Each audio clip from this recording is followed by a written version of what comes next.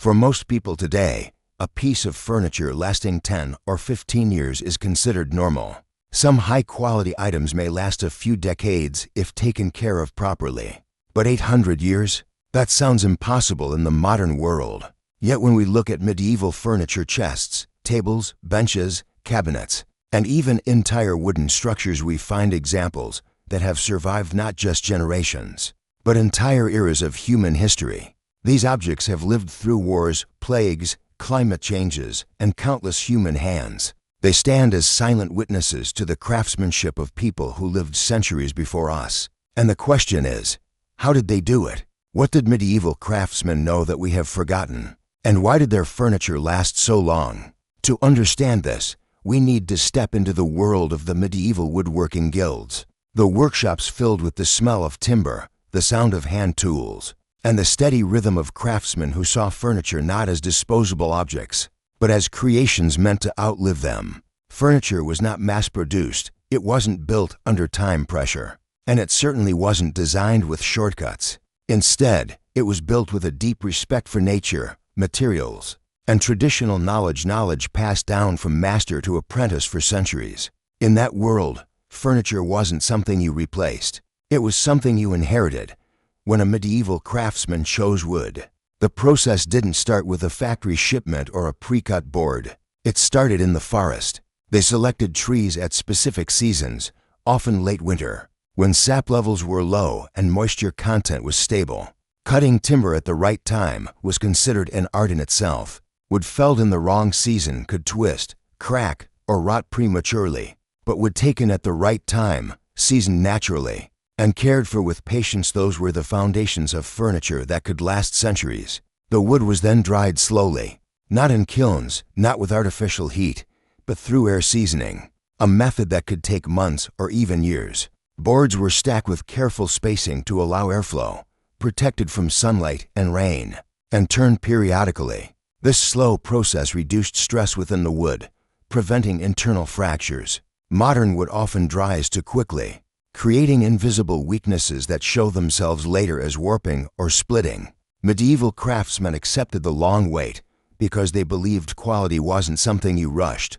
Joinery was another secret. Medieval furniture relied on joints that didn't depend on nails, screws, or brittle adhesives. Instead, they used dovetails, mortise and tenon joints, wooden pegs, tongue and groove, and other forms of mechanical interlocking.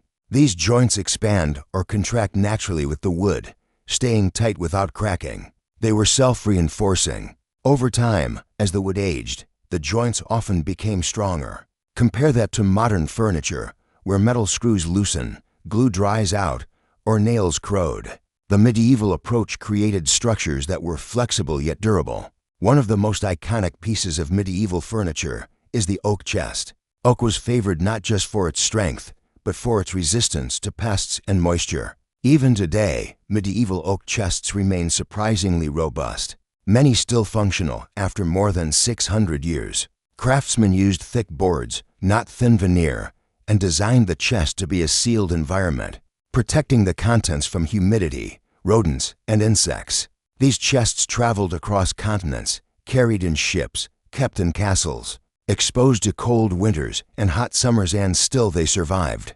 But material and joinery weren't the only secrets.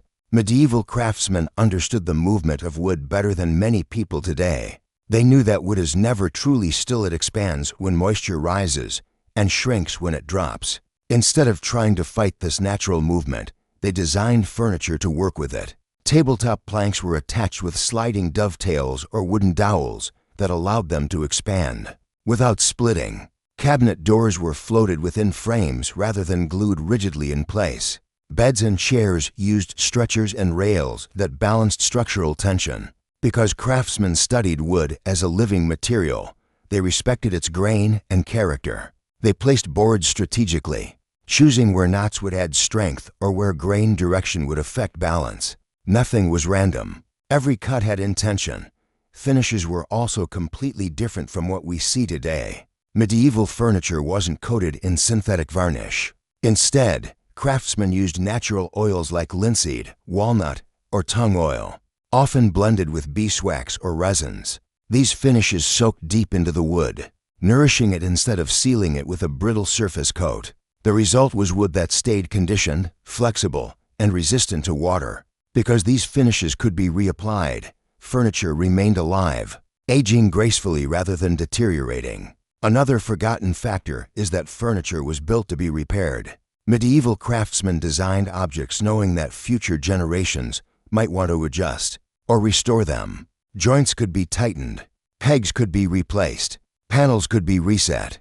A single piece of furniture could have lived in 5, 10, even 15 different homes over the course of centuries, with each owner adding small repairs that kept it alive. Modern furniture is often designed to be replaced, not repaired. Once something breaks, the entire structure collapses. Medieval furniture was the opposite. Each piece was built as a long-term investment. One reason medieval furniture appears so indestructible today is because it was not mass-produced. No two pieces were identical. Each was made by a skilled individual who put their reputation on the line. With every object they crafted, guilds enforced standards. A poorly built chest or table could ruin a craftsman standing for life. This created an environment where quality wasn't optional. It was mandatory. Medieval craftsmen also used massive joinery compared to modern designs. Thick legs, wide beams, dense planks. This approach added weight, but it also added longevity. A medieval table wasn't something you casually moved around the room. Some weighed hundreds of pounds, but that mass ensured stability and durability, allowing the furniture to withstand time, movement, and structural stress. One of the most overlooked secrets was the environment where this furniture lived. Medieval homes were not airtight, climate-controlled spaces. They had fireplaces, natural airflow, and fluctuating temperatures, but they were not overly dry. Modern heating systems can strip moisture from the air, causing wood to dry out and crack. Ironically, medieval homes often maintained a balanced natural humidity that kept wooden furniture hydrated and stable. The furniture aged slowly, almost naturally, protected by the same environment in which it was created. Then there's the cultural aspect. Medieval people valued longevity. A table wasn't just a place to eat. It was a symbol of family stability. A chest wasn't just storage. It was a container for a family's most precious belongings. Craftsmen believed that furniture carried memories. Every scratch told a story. Every repair reflected care. Furniture was made with the intention that it would be passed on, not discarded. As time passed, some of these methods survived, especially in regions where tradition remained strong. But with the rise of industrial manufacturing, shortcuts became common. Thin veneers replaced solid wood. Fasteners replaced precise joinery. Chemical finishes replaced natural oils. Production time became more important than longevity. Furniture became something to buy, use, and eventually throw away. In that shift, much of the ancient knowledge faded. Yet when historians study surviving medieval furniture, they find evidence of techniques that are still relevant today. Many modern woodworkers who build heritage pieces or heirloom quality furniture have returned to the methods of the medieval craftsmen: slow-dried wood, simple joints, natural finishes, thick materials, and designs that adapt to wood's natural movement.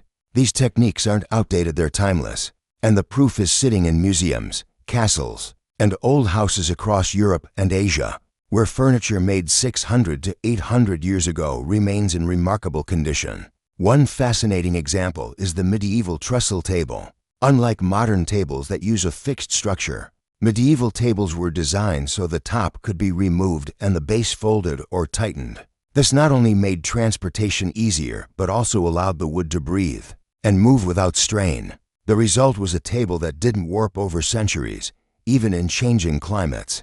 Or consider the medieval choir stalls found in cathedrals.